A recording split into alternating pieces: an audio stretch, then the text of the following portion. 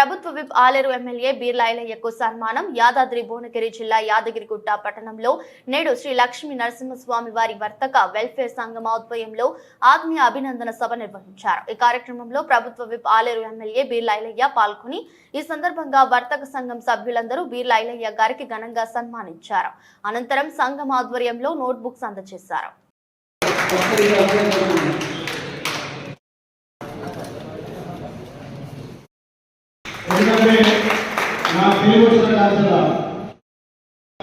ఇలా చాలా మంది నిరుపేదలు ఉన్నారు. షాపు కడిస్తేనే ఆ షాపు అనుకుని మీరు ఒక పథకం దాంతో జీవితం గడుపుతున్నటువంటి మనందరికీ అంటే మీకేంది కోటీశ్వరులు కదా గుట్ట బాగా బుద్ధి అయిందంటే నాకు పేరు ఉంటుంది.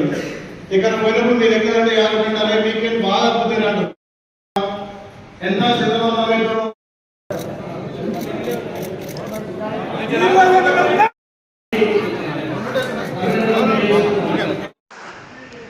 మా బిడ్డ చేస్తే మా ప్రాంతాన్ని సాగుపై ఈ ప్రాంత సమస్యల మీద మా బలపెట్టి మాకు న్యాయం చేసే ఉద్దేశంతో ఈ ప్లేస్లో మాట్లాడుతుంటే మీ అందరి ఆశీర్వాదం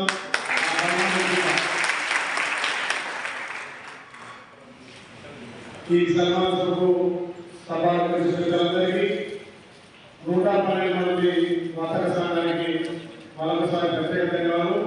ముఖ్యంగా ఈ మున్నూరు సంఘంలో ఏం కలిపి నాకు శుభమైంది.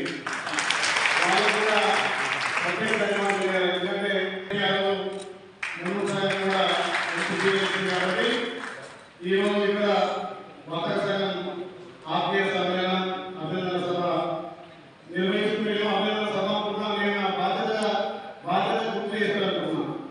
ఎందుకంటే నాకు తెలివి వచ్చిన కాదంగా నా గురువు వచ్చిన కాదంగా వచ్చే రాష్ట్ర నలుగురులో వచ్చే భక్తులకు ఎన్నో సౌకర్యాలు సేవ చేసుకుంటూ దాంట్లో జీవితం గడుపుతున్నటువంటి మనందరికీ ఈరోజు ఎక్కడ పోయినా ఎవరికంటే మీకేంటి కోటీశ్వరులు కదా గుట్ట బాగా బుద్ధి నాకు పేరు ఉంటుంది.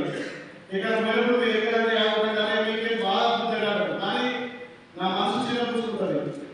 59లో ఎంత కీలకంగా వ్యవహరించి మీరు సుమారు 4 సంవత్సరాల నుంచి కూడా బిజినెస్ లేక వ్యాపారం లేక ఎంత చిత్రమంలో పేరుకే పెట్టగానే ఊరికి ఇవ్వాలన్నట్టుగా ఇలా చాలా మంది నిరుపేదలు ఉన్నారు.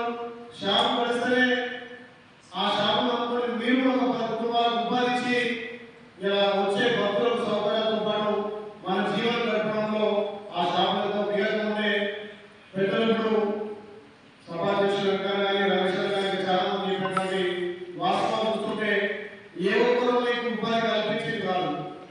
మీ అందరూ మేము సంవత్సరాల కింద వచ్చే భక్తులకు సేవ చేయడం వల్లే ఇలా మీకు ఆ షాపు వచ్చినాయి. కానీ ఏ రాజకీయ పార్టీలో మీకు షాపు ఇచ్చింది కాదు. మాకు మొత్తం కోరికలు కాదు. మా జీవనోపాధి కోసం మాకున్నటువంటి షాపు మాకు కొనగలను చాలా న్యాయమైన డిమాండ్. కాబట్టి ఈ కీలకంగా వ్యవహరించాం. అభివృద్ధి కూడా షాపులు కూడా భరించాం.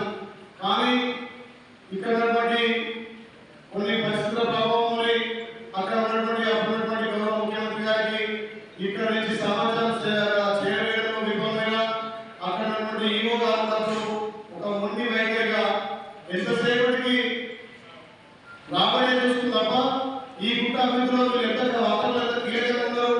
వచ్చే భక్తులకు అన్ని విధాల వసతులు కల్పిస్తున్న అవగాహన లోపంతో చాలా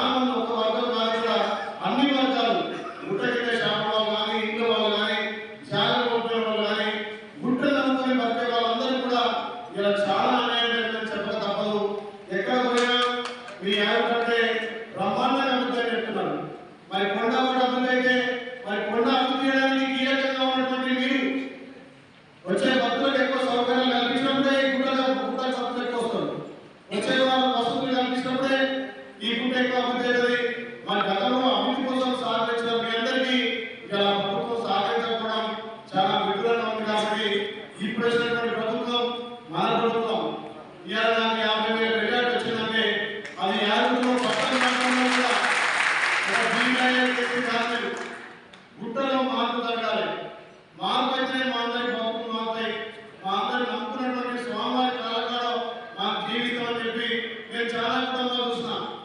ఇక ఉపాధి లేకపోతే తప్ప మన పిల్లలు చదువుకొని ఎంతో ఎడ్యుకేట్ చేసి వేరే జాబ్ పోవు.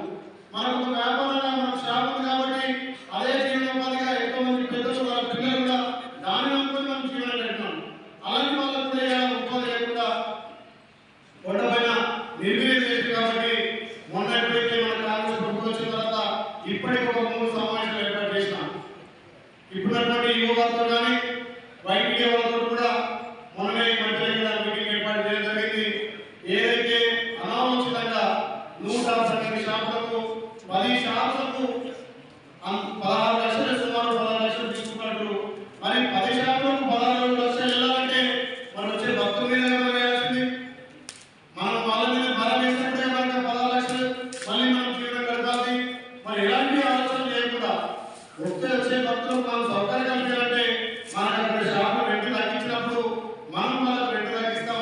అందులో మనకు రూపాయలు అయితే మన ఉపాధి కలుస్తుంది. కాబట్టి ఇలాంటి ఆలోచనలు మీరు వాళ్ళు ఆలోచన చేయలేక చాలా కొండ నిర్వీర్యం చేసారు. అక్కడ కొంత అభివృద్ధి కోసం సాధించిన వాళ్ళను పూర్తిగా విస్మరించారు. మనం ఏంటంటే దాంట్లో ఉన్నటువంటి మీ కమిటీ కానీ మీకు ఉన్నటువంటి అధ్యక్షులు కానీ రేపు భవిష్యత్తులో కొండ అభివృద్ధి అయితే మాతో పాటు ఇంకా మా కుటుంబంలో కూడా జీవనం గడుస్తుంది. కొంతమంది కుటుంబాలతో మీరందరూ సహకరించడం వాస్తవం. మీరు సహకరించడం వల్ల ఇలా కుటుంబాలు తగ్గుతాయండి. మరి దానికి వాళ్ళు విస్మరించి ఇలా అందరి బతుకులు రోడ్డు మీద పడగా చేసేటువంటి వాళ్ళను ఇలా మనం ఖచ్చితంగా దాని పక్షాన వేయాల్సిన అవసరం ఉంది. అందుకోసమే మన వైస్ చైర్మన్ గారు మిషన్ సంస్థ కూడా పైన ఖచ్చితంగా షాపులు పునరుద్ధరించాలని పైన పైన భక్తులకు అన్ని విధాల సౌకర్యాలు ఉంటేనే ఇంకా భక్తులు ఎక్కువ వస్తారు. కాబట్టి పైననే షాపు పునరుద్ధరించాలని చెప్పినా అదేవిధంగా గతంలో డాక్టర్లు పైన కొండలు నిర్మించే అలవాటు ఉండే. దేవుడు అంటేనే సెంటిమెంట్. ఆరోగ్యం బాగాలేకున్నా పెద్దలు కాలం చేస్తే స్వామివారితో నిద్ర చేస్తే ఒకరోజు నిద్ర చేయడం వల్ల అందరి కుటుంబాలు ఇంట్లో ఉపాధి ఉంటాయి. నిద్ర చేసిన వాడు పిల్లలే స్నానం చేస్తాడు, ఓ సబ్బు కొనుక్కుంటాడు, బట్టలు కొనుక్కుంటాడు, ఇలా హోటల్లో టిఫిన్ చేస్తాడు, ఇంత ఛాయ్ తాగుతాడు. ఇలా డాక్టర్ లేకపోవడంతో భక్తులు అక్కడ వసతులు లేకపోవడంతో ఎవరు కూడా ఆర్టింగ్ చేస్తలేరు. ఇలా షాపు వాళ్ళకి ఎక్కడ కూడా గిరాకీ అవుతలేదు. పెద్దలు చెప్పినట్టుగా మన యాభై గంటలే స్వామివారంటేనే కొబ్బరికాయ. మరి అన్ని టెంపుల్లో కొబ్బరికాయలు ఉంటాయి. దానికి ఇంత పెద్ద గుడి కట్టమని చెప్పి ఒక కొబ్బరికాయ కట్టే ప్లేస్ కూడా వీళ్ళు చేయకపోయిందంటే ఆ